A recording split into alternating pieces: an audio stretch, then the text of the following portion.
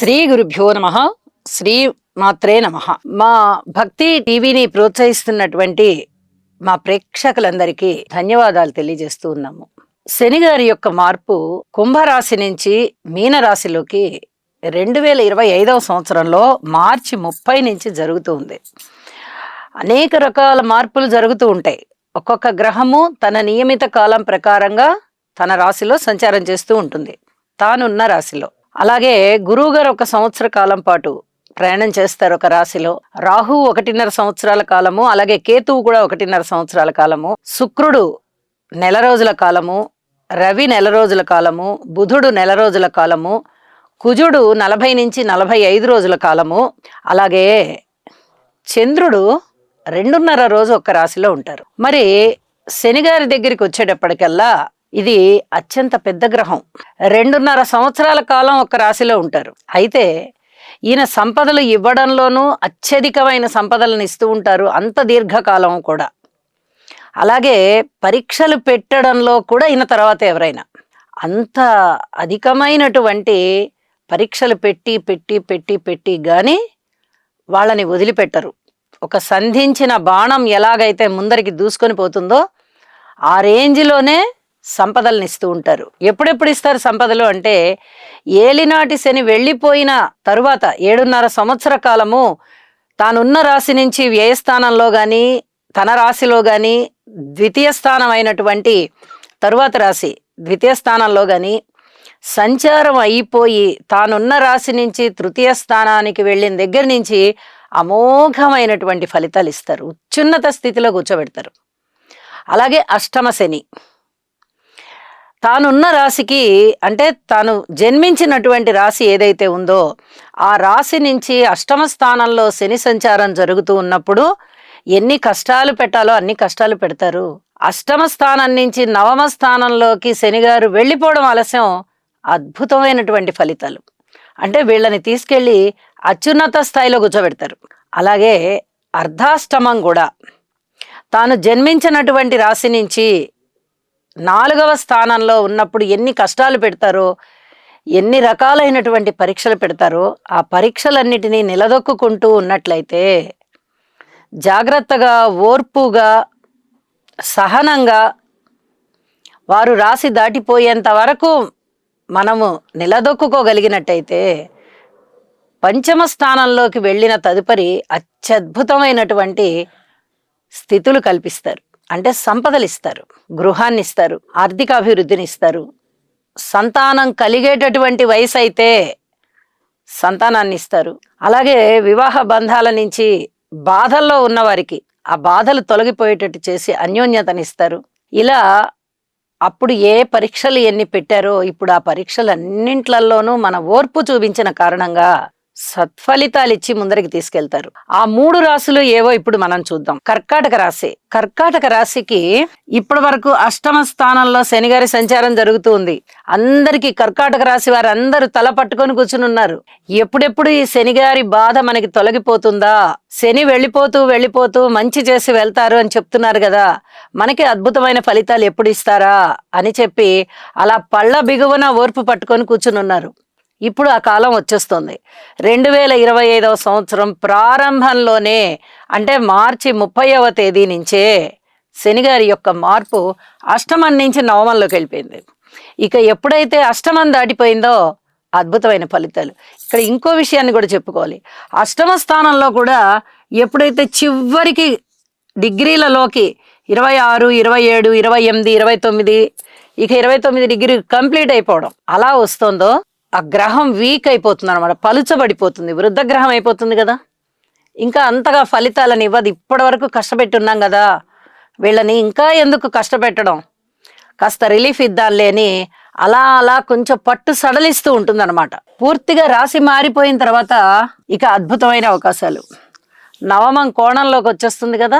ఇప్పటి వరకు ఉన్నటువంటి అష్టమ భావంలో ఉన్నటువంటి ఇబ్బందులు ఏవైతే ఉన్నాయో, కలహాలు ఏవైతే ఉన్నాయో, దుఃఖాలు ఏవైతే ఉన్నాయో, ఎవరితోనూ సరిపడకుండా ఎవరితో అయితే సహాయ సహకారాల నిరాకరణ జరుగుతుందో ఇక అవన్నీ కూడా పాజిటివ్లోకి వచ్చేస్తాయి. అలాగే అన్నదమ్ముల యొక్క సహాయ సహకారం పెరిగేటట్టుగా ఉంటుంది. గృహంలో కూడా ఐకమత్యం కనిపిస్తుంది. ఇక భార్యాభర్తల మధ్య అన్యోన్యత పెరుగుతుంది, ముఖ్యంగా భర్త గారి ఆయుష్ పెరుగుతుంది. ఇది స్త్రీలు కూడా గమనించుకుంటారు. మాంగళ్యవతులు నా భర్త ఇబ్బందుల్లో ఉన్నారు కదా, నా భర్తకి ఇలాంటి అనారోగ్యం ఉంది కదా, నేను ఇన్నాళ్ళు ఇంత కష్టపడుతున్నాను, ఈయన ఏమైపోతారో నేను భయపడుతున్నాను, ఇప్పుడు కొంచెం రిలీఫ్ వచ్చింది అని చెప్పి చాలా చాలా ఆనందిస్తారు. అంటే మాంగళ్యం కూడా రక్షింపబడుతుంది. 8వ స్థానానికి ఆయన అధిపతి అవుతూ ఉన్నారు కదా, కాబట్టి ఆ రక్షణ కూడా శనిగారిదే.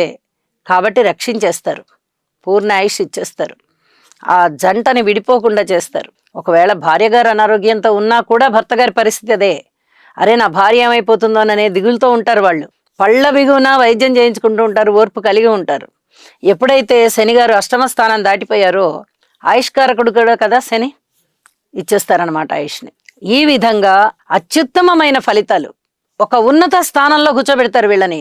వీళ్ళ విద్య వల్ల కానీ, వీళ్ళ వృత్తి వల్ల కానీ, వీళ్ళ వ్యాపారాల వల్ల కానీ, లేదా ఇతర చేతి వృత్తుల వలన కానీ, ఆర్థిక ప్రణాళికల వలన కానీ, ఆలోచనలు మంచి సలహా సంప్రదింపులు ఇచ్చేటటువంటి విషయంలో కానీ అత్యద్భుతమైనటువంటి స్థితిలో వీళ్ళు ఉంటారు.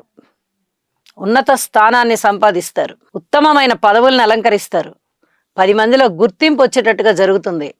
ఇక చేతి వృత్తుల్లో ఉన్న వారికైతే అద్భుతమైన కళా నైపుణ్యం బయటపడుతుంది. వాళ్ళ చేతి వృత్తుల్లో ఆ నైపుణ్యం ఉంటుంది కదా, ఆ నైపుణ్యం బయటపడి ప్రదర్శింపబడి వారికి ఉన్నత శిఖరాలని అధిరోహించేటటువంటి అవకాశాలు వస్తాయి. చాలా చెప్పదగ్గ సూచన. ఎవరు మాకు అష్టమ శని జరుగుతోంది అని భయపడాల్సిన పని లేదు. శని గారు వెళ్ళిపోతూ అత్యుత్తమమైన ఫలితాలను ఇస్తారు. కాబట్టి ఈ 2.5-3 సంవత్సరాల నుంచి ఎంత బాధలు అనుభవిస్తున్నారో కర్కాటక రాశి వారు, సరైన గ్రహస్థితులు లేక, గోచారం సరిగా లేక ఎన్ని ఇబ్బందులు పడుతున్నారో, ఇప్పుడు ఆ ఇబ్బందులన్నిటికీ స్వస్తి పలకండి. ధన లాభాలున్నాయి, గృహ లాభాలున్నాయి, ఆర్థిక లాభాలున్నాయి, వివాహ సంబంధాలన్నీ కూడా మెరుగుపడతాయి. అంటే భార్యాభర్తల మధ్య అన్యోన్యత పెరుగుతుంది, రుణాల విషయం బాగుంటుంది, పిత్రార్జితాలు చేతికొస్తాయి. ఇలా అనేక రంగాలలో అనేక సమస్యలు దాటిపోయి చాలా ఆనందంతో ఉంటారు అని చెప్పి తెలియచెప్పడం జరుగుతుంది. ఇక 2వ లబ్ధి పొందేవారు ఎవరంటే వృశ్చిక రాశి వారు. అర్ధాష్టమంలో ఉన్నారు ఇప్పటి వరకు శని గారు. ఇక్కడ దగ్గర నుంచి పంచమంలోకి వెళ్తున్నారు. సంతాన యోగాలు ఉంటాయి. అలాగే గురువు గారి స్థానంలో ఉన్నారు కదా, కాస్త పెద్దలంటే వినయ విధేయతము, సేవా మార్గము, సేవా ధర్మము ఇలాంటివన్నీ పాటించుకుంటూ ఉంటారు. ఇక్కడ ఇంకో విషయాన్ని తెలియజెప్పాలి. ఇప్పటి వరకు అర్ధాశ్రమంలో ఉన్నారు కదా, నానా రకాల బాధలు పడ్డారు. అయ్యే పనులన్నీ ఆగిపోతూ ఉంటాయి, ధనం ఎక్కువ ఖర్చు అవుతుంది, మాతృవర్గరీత్యా సరైన సహాయ సహకారాలు ఉండవు, స్థిర చరాస్తుల వృద్ధి చేసుకుందామా అంటే అక్కడ ఏవో లిటిగేషన్లు ఏర్పడి ఉంటాయి, అవి కూడా జరగవు. ఇన్ని రకాల సమస్యలతో ఉన్నారు ఇప్పటి వరకు. ఇప్పుడు అవన్నీ పాజిటివ్ అయిపోతాయి. స్థిర చరాస్తుల వృద్ధి జరుగుతుంది, మాతృవర్గం ద్వారా మంచి జరుగుతుంది, పనులన్నీ ముందరికి వెళ్తాయి, సంతాన యోగాలు బాగుంటాయి, ధైర్య సాహసాలు బాగుంటాయి, స్థిరమైన సంకల్పంలోకి వెళ్తారు. 2 విధాలుగా ఆలోచించి ఏది ఉత్తమం అనేటటువంటి నిర్ణయాన్ని తీసుకుంటారు, ఆ ఆలోచనని ఫైనల్ చేసుకుంటారు, లాభాల బాటలో ఉంటారు. గృహంలో చిన్నపాటి కలహాలు ఉంటూ ఉంటాయి. అయితే ఇప్పటి వరకు ఎదుర్కొన్న సమస్యల కన్నా ఇది పెద్ద సమస్య ఏం కాదులే అంటారు. అంటే ఇంతకన్నా పెద్దవి పడ్డారు కాబట్టి మీరు ఇది చాలా చిన్న సమస్యలాగా ఉంటుంది, మీకు పెద్దగా ఇబ్బంది ఏమి ఉండదు. మనము తట్టుకోగలిగాము అంటే అది మనకి సమస్య కానే కాదు ఎప్పుడైనా. అలాంటి పరిస్థితి ఇక్కడ కూడా ఏర్పడుతోంది. అలాగే ఇప్పటి వరకు వృశ్చిక రాశి మీదనే శని గారి యొక్క 10వ దృష్టి ఉంది. ఆరోగ్యరీత్యా చాలా అవస్థపడ్డారు. చర్మ సంబంధమైనటువంటి వ్యాధులు ఉండడానికి అవకాశాలున్నాయి, ఇతరత్ర అనారోగ్యాలు కలగడానికి అవకాశాలున్నాయి. ఇన్ని రకాలుగా అవస్థలు పడ్డవారు ఇప్పుడు అన్నిటి నుంచి రిలీఫ్ వచ్చేసింది, రిలీఫ్ పొందుతున్నారు. ఇప్పుడు ఇచ్చేస్తున్నారు ఆయన. శని గారు అర్ధాష్టమం అంటే 4వ స్థానం, అష్టమానికి అర్ధం, సగం. ఈ అర్ధాష్టమంలో ఇప్పటి వరకు పెట్టినటువంటి ఇబ్బందులు ఏవైతే ఉన్నాయో వాటన్నిటినీ దాటించేస్తున్నారు. పుట్టింటి వైపు నుంచి సహాయ సహకారాలు ఉండడము, అలాగే సంతాన రీత్యా కూడా వీళ్ళకి చక్కటి అభివృద్ధిని ఇవ్వడము, సంతానం కావాలి అనుకునే వారికి సంతానాన్ని ఇవ్వడము, పుత్ర సంతానాన్ని ఇవ్వడము, సంతానం జన్మించిన సంతానాన్ని అభివృద్ధి చెందించడము, చక్కటి ఆయుష్ని ఇవ్వడము, ఇవన్నీ కూడా చాలా బాగుంటాయి. అయితే ఇక్కడ ఒక జాగ్రత్తల అంశం ఏమిటంటే వివాహం ఆలస్యం అవుతుంది. మరి అనారోగ్యం నుంచి వీళ్ళు రికవరీ అయ్యి పూర్తి ఆరోగ్యవంతులు అవ్వాలి కదా, లేకపోతే వివాహానికి వాళ్ళు యుక్తులు కాలేరు. అందుకోసమనే కొంచెం టైం తీసుకుంటారనమాట. ఆ కారణం వల్లనే వివాహం ఆలస్యం అవుతుంది. అయితే వివాహం మటుకు ఖచ్చితంగా అవుతుంది, అవ్వదు అనే ప్రసక్తే లేదు. ద్వితీయ వివాహం కావాలనుకునేవారు ఏ కారణాల వల్ల మొదటి భార్యని కోల్పోయినా మళ్ళీ తిరిగి ద్వితీయ వివాహం అవుతుంది. అయితే కాస్త ఆలస్యంగా అవుతుంది. 2.5 సంవత్సరాల కాలం రాశిలో ఉంటారు కాబట్టి ఆ సంచార కాలంలో ఖచ్చితంగా అవుతుంది. ఇప్పటికిప్పుడు అవ్వమంటే అవ్వదు, కొద్దిగా రికవర్ అవ్వాలన్నమాట. వీళ్ళు దేహ ఆరోగ్యం అంతా దృఢం అవ్వాలి. కాబట్టి శనిగారు అర్ధాశ్రమం నుంచి వెళ్ళిపోతూ మిమ్మల్ని అత్యున్నత స్థితిలో కూర్చోబెడుతున్నారు.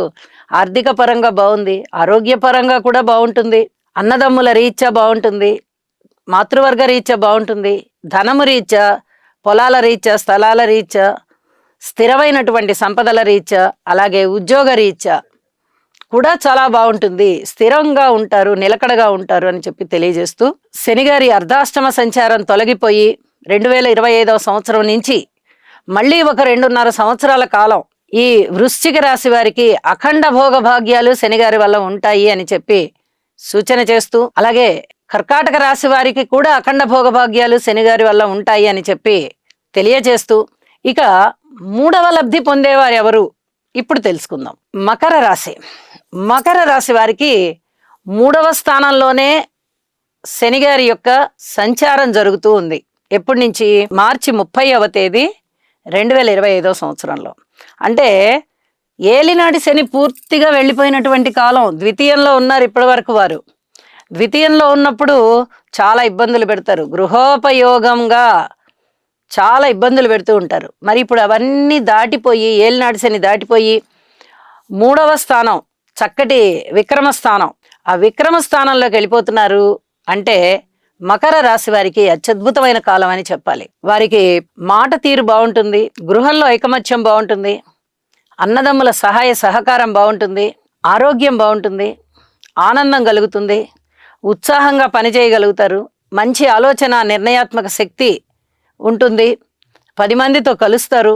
అలాగే అదృష్టవంతులు. ఏలినాటి శని యొక్క బాధ దాదాపు 8 సంవత్సరాలు అనుభవించారు వీరు. ఈ 8 సంవత్సరాలు అనుభవించి ఇప్పుడు దిగ్విజయంగా ఏలినాటి శని యొక్క ఆ కాలాన్ని పూర్తి చేసుకున్నారు. శనిగారు వెళ్ళిపోతూ వీళ్ళది ఉన్నత స్థానంలో కూర్చోబెడుతున్నారు వీళ్ళని. కాబట్టి ఇప్పుడు ఉన్న స్థితి కన్నా మెరుగైన స్థితి పొందుతారు. ఇప్పుడు ఉన్న స్థితి కన్నా మంచి ఆర్థికాభివృద్ధిని పొందుతారు.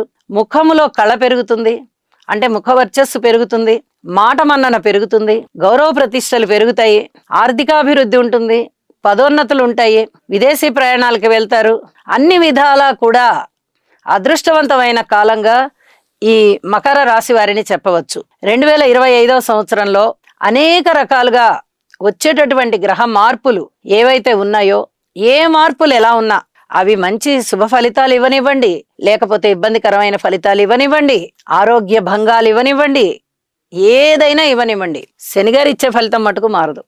అంత అద్భుతమైన స్థితి. చాలా కాన్ఫిడెంట్గా ఉండేటటువంటి గ్రహం 2.5 సంవత్సరాలు ఒక రాశిలో ఉంటారంటే అది మామూలు విషయం కాదు. ఎన్నో గ్రహాలతో ఆయనకి టచ్ ఏర్పడుతూ ఉంటుంది. ఆ కలయికలో, ఆ సమ్మేళనంలో అనేక రకాలైన శుభ ఫలితాలు ఉంటూ ఉంటాయి. తాను స్వయంగా తృతీయ స్థానంలో గురువుగారు రాశిలో ఉన్నారు కాబట్టి శుభ ఫలితాలు ఇస్తారు. వెరసి మకర రాశి వారికి పంట పండిందనే చెప్పాలి. చాలా అదృష్టవంతమైన కాలము ప్రారంభమైపోయింది అని చెప్పచ్చు. అలాగే ఈ 2025వ సంవత్సరం మార్చి 30వ తేదీ వరకు ఉన్నటువంటి కుంభరాశిలోని సంచారము, శనిగారి సంచారము అత్యద్భుతంగా కర్కాటక రాశి వారికి, వృశ్చిక రాశి వారికి, అలాగే మకర రాశి వారికి కూడా పదోన్నతులని, ఆర్థికాభివృద్ధిని, సన్మాన సత్కారాలని ఇస్తోంది అని చెప్పి తెలియజేయడంలో ఎటువంటి సందేహము లేదు. నమస్కారం.